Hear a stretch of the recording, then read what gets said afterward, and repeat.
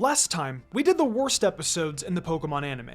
Today, we are delving into the saddest episodes. Now, as a child, I grew up on the Pokemon anime, and there were a lot of moments that were nostalgic and definitely put me in the feels. Even though the original anime has some emotional sad bangers, the new era of the Pokemon anime does as well. Some of these episodes are also very well written. It's beautiful. Today, I want to point out the Pokemon anime episodes that put me the most in the feels. Without much further explanation, let's just dive right into the list.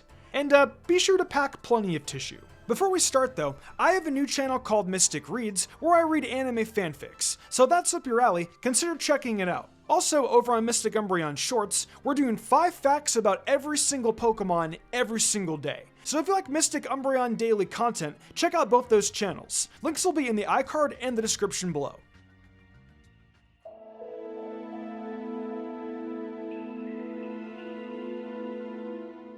Opening up the list is Charizard's burning ambitions. We got to see Ash capture Charmander, an abandoned Pokemon ditched by its piece of crap trainer Damien. He left it out to die, and Ash took it under his wing. Ash and Charmander got along very well for a variety of episodes. However, that all changed when Charmander evolved into Charmeleon. Charmeleon began disobeying Ash's every order, and this stuck through even after it evolved into Charizard.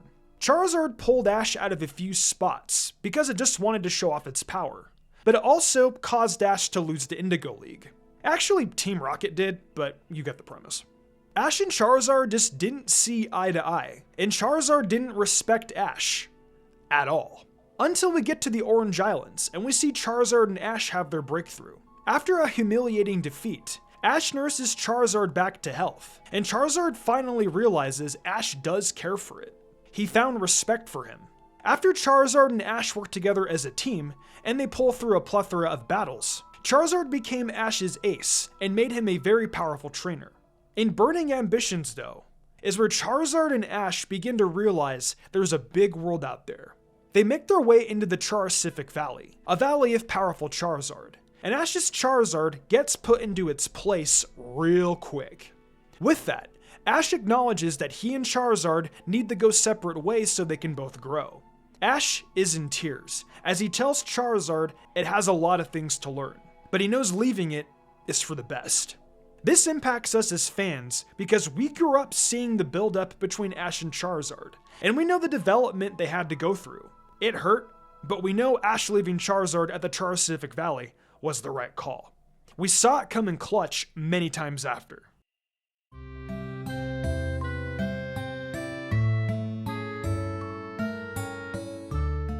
As an early Pokemon anime watcher, and waking up every Saturday at 9 AM, seeing Brock and Misty leave had a very personal impact on me. I would ditch karate to watch this. That's how you know Pokemon was my life as a child. The next episode on this list is Gotta Catch You Later. As a kid, I would come home after school and watch Ash, Misty, and Brock go on to another adventure. And the friendship and banter they had amongst each other just seemed much more different than the newer anime. Ash would make slight burns to Misty, and she would also do the same. This made me laugh pretty hard as a kid, not gonna lie. But even though we saw that banter and slight roasts, I knew these two and Brock cared deeply for each other. In Pokemon 2000, we see Misty going out to the cold ocean as Ash floats out there unconscious. Whenever Ash got riled up, Misty and Brock were there to comfort him. They just seemed like true friends. In no way, shape, or form am I trying to discount other Pokemon protagonists, like May, Dawn, etc. It just hits differently on a personal level when you're a child, and you see what these characters did for each other. I just have more of a personal connection with Brock and Misty. Pokemon really did teach me life lessons, and one of them was what friendship really looked like. Seeing Ash separate from Misty just felt like something was missing after it happened. The Pokemon anime just didn't feel the same after she left, even though I loved the majority of the later episodes. They just didn't feel the same, if that makes sense. Once again, I'm not saying these episodes were bad. Misty just had a place in my heart. That's all.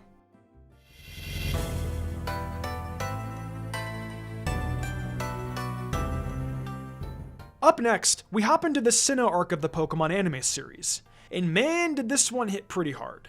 In the episode Crossing Paths, Ash and the gang plus Team Rocket make their way over to a lake where Dustox crosses every year to mate. Jessie's Dustox meets another Dustox, a shiny, beautiful Dustox, mind you, and it develops an adorable crush on it. Due to this, Jessie begins to reminisce over her past where she fell in love with a boy named Austin, but didn't pursue him due to her own personal reasons. Jessie doesn't want Dustox to make the same mistake she did. She tells her Dustox to follow her heart and to go with her love. Dustox is reluctant to this and wants to return the Jessie, but Jessie smashes Dustox's Pokeball, so there is no place for her to return to. From there, we get into a sad goodbye of how Jessie captured Wurmple and the time they spent together. When Jessie smashed the Pokeball, this meant this was it. And that got me. Jessie wanted her Dustox to follow her heart and to find love and happiness. There was a better life out there for it.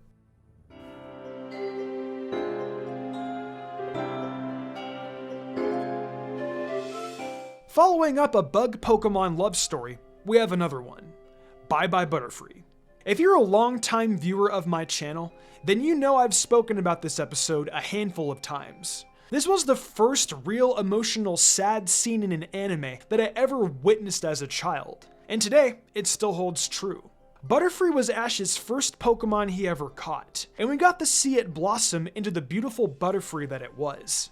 It found a pink Butterfree it fell in love with, and Ash decided to let it go so it could mate and have babies. Ash let go of his first Pokemon so that it could live a happier and more prosperous life. Ash really is a good-natured trainer that just loves his Pokemon. He would do anything to make his Pokemon happier, even if that means separating from them. In this episode, we see the first demonstration of that, and that's what makes this episode so impactful for me, especially with the emotional reaction we got.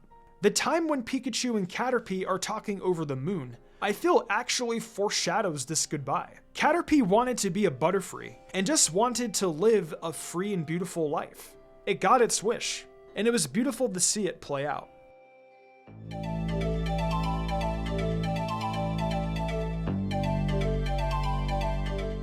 Closing out the first part of the list is the episode where Ash releases Greninja, facing the needs of many.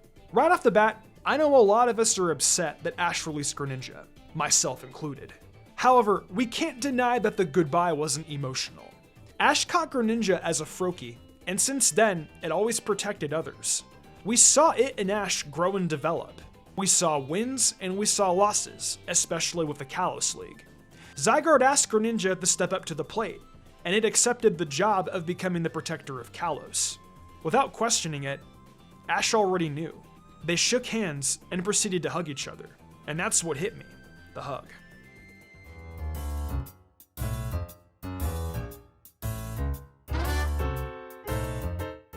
Back to the OG anime nostalgia, we have Snow Way Out. What kind of a saddest Pokemon list would this be had I not included this one? Ash and friends make their way into a harsh blizzard, and Ash gets separated from Misty and Brock because Pikachu got blown away. Ash looks for Pikachu, and then finds him on a cliffside about to fall off. With the help of Bulbasaur, Pikachu is pulled back up to safety. Ash and Pikachu then get stranded and can't get out of the blizzard, so Ash has no choice but to seek refuge in a snow cave.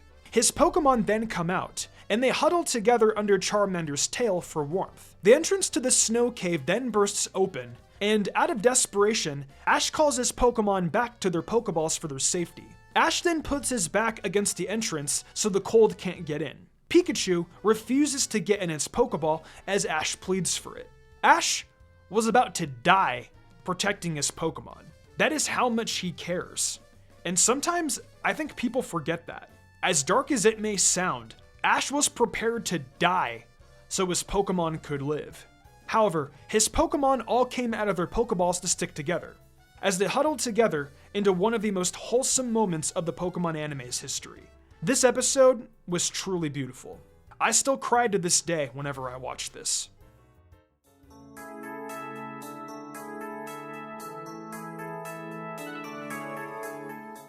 At the number 4 spot is one that I think some fans tend to forget about, and that's a Poached Ego. This is the episode where Jessie and James release Arbok and Weezing.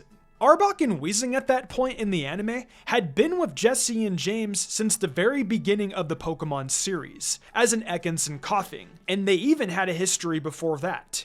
In this episode, Koffing and Ekans are being poached by a real asshat. They then work with their own Arbok and Weezing to free these caged pre-evos. This dude's got a Tyranitar though, and that is actually really scary for Team Rocket. This of course resulted in an absolute beatdown. With Team Rocket on their last knees, in order for their Arbok and Weezing, along with the rest of the herd to escape, they take a beating unlike any other for them to escape. Jesse and James have their moments, and this is one of them. They love their Pokemon, and this says a lot about their character as individuals, despite them being antagonists.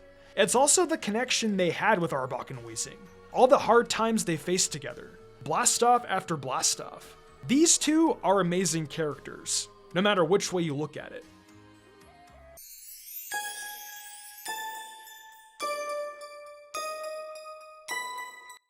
In the top 3 is a well-deserved one from the original season of the Pokemon anime, being Pikachus Goodbye.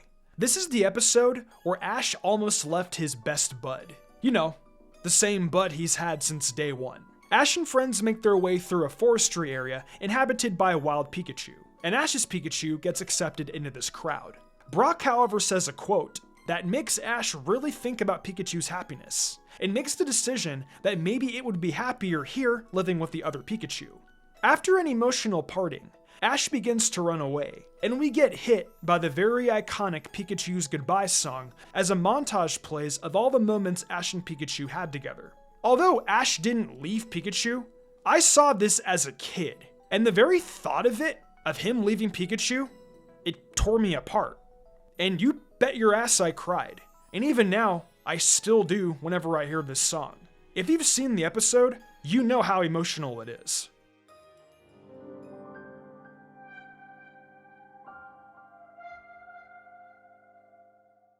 In the penultimate spot, we have Pokemon Sun and Moon's One Journey Ends, Another Begins. This episode of Pokemon is one of the most beautiful and well-written episodes of the anime's entire history. Ash's Litten has a history with a Stoutland that raised it like its own, like a father figure. This Stoutland is very sick.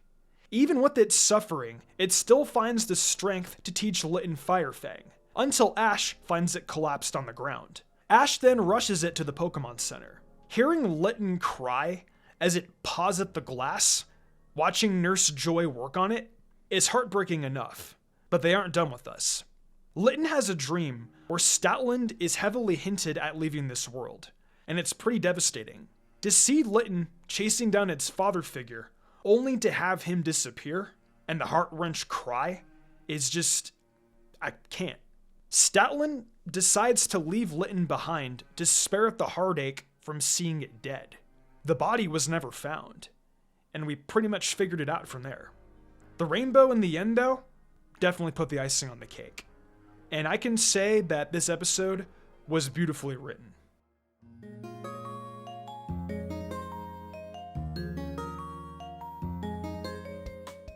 In the number 1 spot is Memories in the Mist, where Mallow reunites with her mother.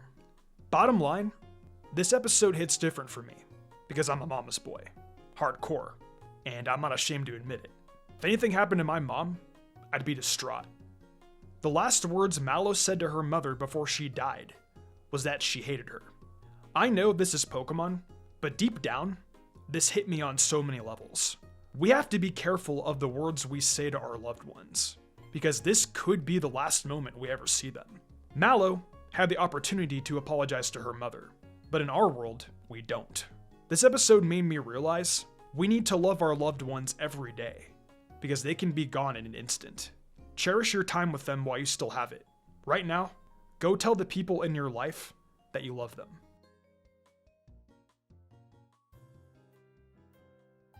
That pretty much ends this list. I'm just gonna leave it here. Leave your thoughts in the comments below. Hey, it's the outro. Isn't that exciting? Thank you for enjoying another Mystic Umbreon video. We're getting ready to enter the fall, and the final stretch of hype for Scarlet and Violet is here. The excitement for Pokemon's 9th generation is at its peak, and I couldn't be more excited.